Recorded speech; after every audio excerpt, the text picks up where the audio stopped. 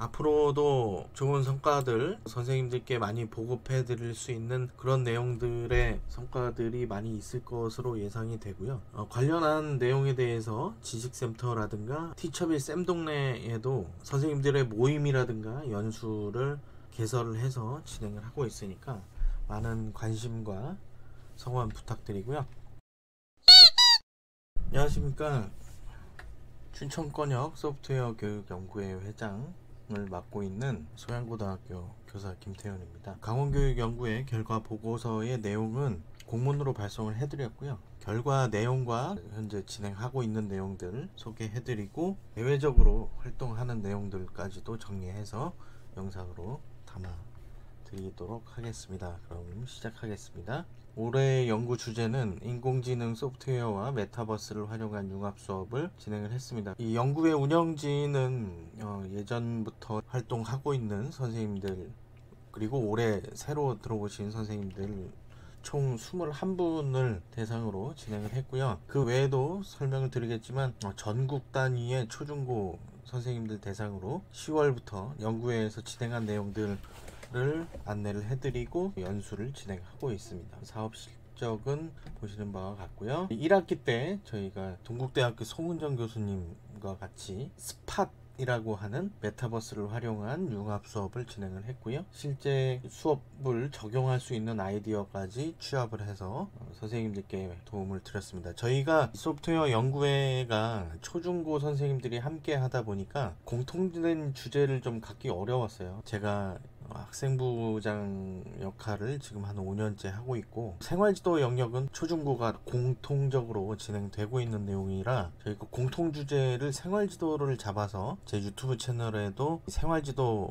관련된 영상을 만들어서 올리고 있고, 이 영상들이 학생부장이나 생활지도 업무 담당하시는 분들, 학폭 담당하시는 분들도 공유를 하지만 영상 편집 기술과 관련해서는 초중고 선생님들이 같이 진행할 수 있는 부분이기 때문에 그 내용들을 함께 연구하는 것을 진행을 하였습니다. 그래서 일단 인공지능 소프트웨어하고 메타버스를 활용한 융합 수업을 바탕으로 진행을 했고요. 메타버스 공간에서 학교폭력 예방교육이나 기타 수업 활동들을 어떻게 할지에 대한 고민을 나누어 보았습니다. 유튜브 채널을 통해서 초중고 학교에서 융복합으로 일반화할 수 있는 생활지도 방법을 제시를 했고요. 한국교육학술정보원 종합원격연수원 지식센터에서 제가 10월부터 일단 처음에는 메타버스 시대에 학생 생활지도 방법에 변화가 필요한 이유 라는 주제로 연구 내용을 안내를 드렸고, 거기에 에듀테크 관련된 내용들,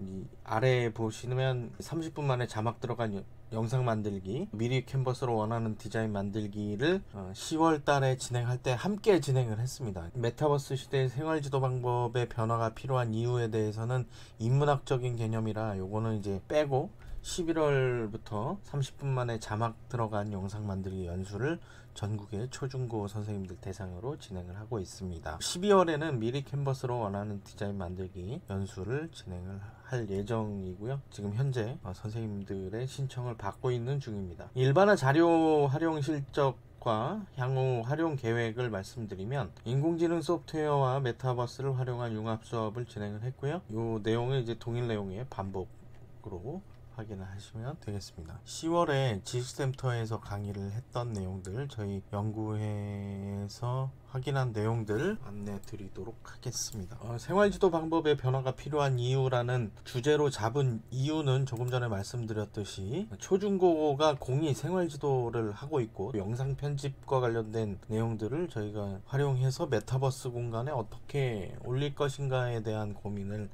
했었거든요. 그 연구 내용을 확인해 보도록 하겠습니다. 순서는 보시는 바와 같고요. 4차 산업혁명, 또 알파고와 AI, 미래사회 인간상, 생활지도 방법의 변화 순으로 구성을 했습니다. 4차 산업혁명 내용 확인해 보도록 할게요. 인류가 수렵 채집을 하면서 이동생활을 하다가 농경생활을 하면서 정착을 하기 시작을 합니다. 또 산업혁명을 거치면서 자본가와 노동자로 나눠지게 되고요. 2차 산업혁명을 거치면서 전기하고 기계화를 이루게 되었고, 3차 산업혁명은 인터넷과 컴퓨터가 보급이 되기 시작하면서 전 세계가 하나의 생활권으로 연결이 되었습니다. 현재는 4차 산업혁명이라고 하는데 언제 어디서든 내가 원하는 것을 할 수 있는 시대가 되었죠. 길 가면서 스마트폰을 가지고 미국의 주식을 살 수 있는 그런 시대가 되었습니다. 4차 산업혁명의 특징을 확인을 해보면 융합을 통한 생산과 소비체제의 변화가 진행되었음을 알 수 있고요. 인공지능과 생명과학 분야가 발전이 되었고 플랫폼 경제, 스마트폰 활용, 일상에서 활용 가능하다라고 하는 내용인데, 지금 현재 특성화고 같은 경우는 스마트팜이라고 하는 부분들이 학교 현장에 보급이 되고 있고, 인공지능을 활용한 AI 교육도 학교 현장에서 지금 도입을 일정 부분은 했고 또 추진하고 있는 부분들이 있죠. 그리고 에듀테크 분야에서는 인공지능을 활용한 교육 분야의 컨텐츠들을 많이 보급을 하고 있습니다. 알파고와 AI에 대해서 알아보면, 알파고가 처음 등장을 했을 때 고등학교 이름인가 라고 생각을 했다가 구글에서 만든 바둑 AI인 걸 알 수 있었죠. 이세돌이 3번인가를 지고 마지막에 한 번 이긴 걸로 기억을 합니다. AI가 학교 현장에 들어오게 되면 교사의 역할이 어떻게 변화할 것인가에 대해서 많이 고민을 했었고, 거기에서 얻을 수 있는 것은 지식의 전달자적인 측면에서 AI가 도움을 줄 수 있는 부분은 분명히 인정을 하지만, 생활지도 분야에 대해서 인성교육 측면에서는 실제 선생님들이 사람에 대한 교육을 진행을 해야 된다라고 하는 공통분모를 얻을 수 있었고요. 이 AI하고 인공지능이 교사의 역할을 어떻게 변화시킬지에 대해서, 생활지도는 가능한지 여부에 대해서 많은 논의 과정이 있는데, 현재의 기술력으로는 인성교육이나 생활지도 분야에 AI를 도입하는 것은 사실상 불가능하다라고 하는 결론을 얻을 수 있었습니다. 그러면 이 AI를 4차 산업혁명 시대에 어떻게 활용을 할 것인가 고민을 해보면, 의료과실을 감소시킬 수 있고, 현재 2.5세대 자율주행 자동차까지 나왔는데 이게 3세대 4세대로 가면서 정말 사람이 운전을 하지 않고도 주행을 할 수 있는 자동차를 개발할 수 있겠고, 지식을 활용한 개별학습을 AI를 활용해서 진행을 할 수가 있다라고 하는 결론을 얻을 수 있었습니다. 그리고 일상생활에 지금 현재 적용을 하고 있죠. AI의 한계는 사람이 아니기 때문에 일단 감정적이나 정신적으로 생각을 하지 못하는 게 있죠. 물론 AI의 알고리즘을 사람이 짜면서 사람과 비슷하게 대처를 할 수 있는 챗봇이라고 하는 개념에서 보실 수 있는 바와 같이 약간의 알고리즘 개념에서 순차 제어를 통해서 어느 정도의 반응을 보일 수 있다 라고 하는 정도이지, 사람과 같이 생각을 하는 그런 쪽으로는 접근을 하기 어렵다라고 하는 한계를 저희가 확인할 수 있었고요. 교사의 생활지도를 대신하지 못한다, 어떻게 활용할 것인가에 대한 문제를 계속 확인을 하고 있었습니다. 다양한 학습자의 개별 학습 속도를 개별화해서 접근을 하면 좋겠다라고 하는 내용이고, 이 과정에서 AI와 디지털 리터러시, 어떻게 정보를 선별해서 정확한 정보를, 거짓 정보와 정확한 정보를 어떻게 구분할 것인가에 대한 고민이 좀 필요할 수 있었고요. 학교 현장의 학교폭력 예방 활동에서는 AI를 데이터 수집과 분석을 하는 측면에서 접근을 해서 학교폭력 예방 활동에 집중적으로 활용할 수 있다라고 하는 결론을 얻을 수 있었습니다. 다음은 미래 사회의 인간상에 대해서 알아보도록 하겠습니다. 롤프 옌센의 드림 소사이어티라고 하는 건데요. 정보화 사회 이후의 사회, 지금 4차 산업혁명이 진행되고 있는 이 사회를 순서대로 안내를 하고 있습니다. 첫 번째는 리스크 소사이어티, 약간의 인공지능의 위험성을 느끼는 그 시점 이고요. 여기에서 다음 단계로 가게 되면 이제 그린 소사이어티라고 하는 건데, 기후변화 또 ESG라고 해서 정부와 사회 그리고 환경을 좀 융합적으로 생각해야 되는 사회가 이미 이런 부분까지도 고민을 하고 있죠. 드림 소사이어티라고 하는 것은 이제 상품에 의미를 부여하게 되는 건데, 상품에도 스토리텔링이 부여된다라고 하는 안내를 하고 있습니다. 마거릿 로벤스타인의 르네상스형 인간을 보시게 되면 버닝맨 축제에서 히피 문화를 안내를 했었죠.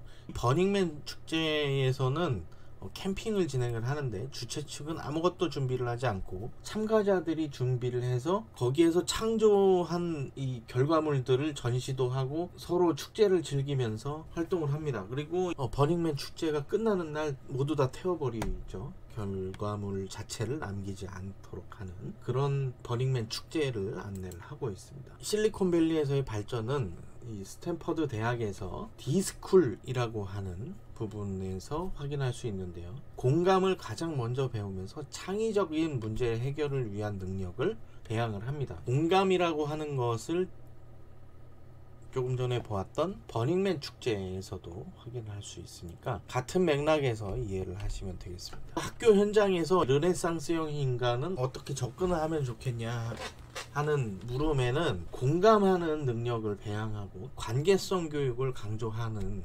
측면에서 르네상스형 인간이 필요하다라고 하는 거죠. 학교 폭력 예방과 생활지도에도 도움을 줄 수 있다고 하는 결론을 얻을 수 있었습니다. 그러면 이런 측면에서 접근을 했을 때 생활지도 방법에는 어떻게 변화가 있어야 되는지 확인을 해볼게요. 지금 현재 초등학교부터 80년대 학부모들이 등장을 하기 시작을 했죠. 고학력이시기도 하고 아나털이라고도 하지만 디지로그라고도 합니다. 아날로그 세대와 디지털 세대를 골고루 경험한 세대이죠. 학교는 교육 서비스를 위한 거래적 관계로 보게 되고요. 합리적인 의사결정을 중시하고 있습니다.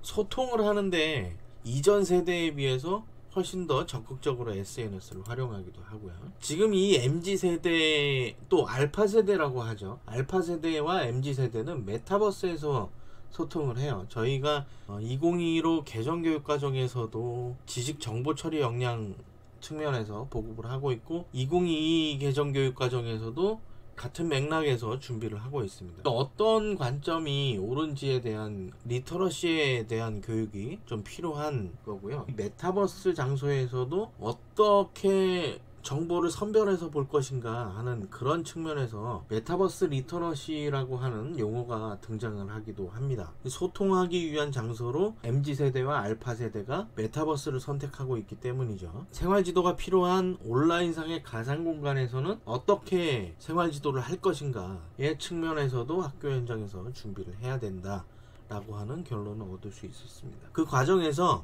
인터넷 중독과 게임 중독에서 벗어나야 된다고 하는 그런 측면에서도 접근할 수 있었고요. 다음은 온라인 수업에서 생활지도를 할 때 어떻게 해야 되는지 알아보도록 하겠습니다. 한동안 코로나19로 온라인 수업과 오프라인 수업을 병행해서 블렌디드 러닝을 진행을 했었고요. 현재는 거의 대부분 오프라인 수업을 하고 있지만 그래도 가끔씩 수능을 본다든가 할 때에는 온라인 수업을 진행하기도 하죠. 수업을 방해하는 학생들을 어떻게 지도할 것인가, 사이버 폭력이나 성폭력을 어떻게 지도할 것인가에 대한 구체적인 안이 좀 등장을 해야 될 것 같고요. 사이버상에서 따돌림이나 불쾌감 주는 행동들은 어떻게 해결을 할 것인지 생활지도 방법의 근본적인 개선이 필요하다고 하는 결론을 얻을 수 있었어요. 그리고 지식센터에서 미리 캔버스, 클로바 더빙, 브루로 영상 편집하는 방법에 대해서 저희 그 연구회에서 확인한 내용들을 다 공유를 하고 있고, 오프라인 모임이나 아니면 줌 모임 등을 통해서 메타버스 공간에서 어떻게 프로그램들을 활용하고 공유할 것인지에 대해서 저희가 처음에도 말씀드렸지만 초중고 선생님들이 함께 모여 계시다 보니까 공통된 주제로 어떻게 학생들한테 접근을 해서 소프트웨어 교육을 할 것인지 그런 부분에 대해서 상당히 많은 고민을 하고 있습니다. 저희 연구회가 진행되기 시작한 지가 벌써 7년 정도 되는데요. 그동안에 많은 성과들이 있었고 앞으로도 좋은 성과들 선생님들께 많이 보급해 드릴 수 있는 그런 내용들의 성과들이 많이 있을 것으로 예상이 되고요. 관련한 내용에 대해서 지식센터라든가 티처빌 쌤동네에도 선생님들의 모임이라든가 연수를 개설을 해서 진행을 하고 있으니까 많은 관심과 성원 부탁드리고요. 저희 춘천권역 소프트웨어 교육연구회에도 많은 응원과 격려 말씀 부탁드리겠습니다. 장시간 영상 봐주셔서 감사하고요. 올해 2022학년도 춘천권역 소프트웨어 연구회 결과 발표를 마치도록 하겠습니다. 유튜브에 나라라 훈이쌤이라고 검색을 해보시면 제가 운영하는 생활지도 관련된 유튜브 채널도 있으니까 함께 봐주시면 감사하겠습니다. 그럼 장시간 시청해주셔서 감사하고요. 다음에 또 좋은 자리에서 좋은 영상으로 찾아뵐 것을 약속드리겠습니다. 영상 시청해주셔서 감사합니다.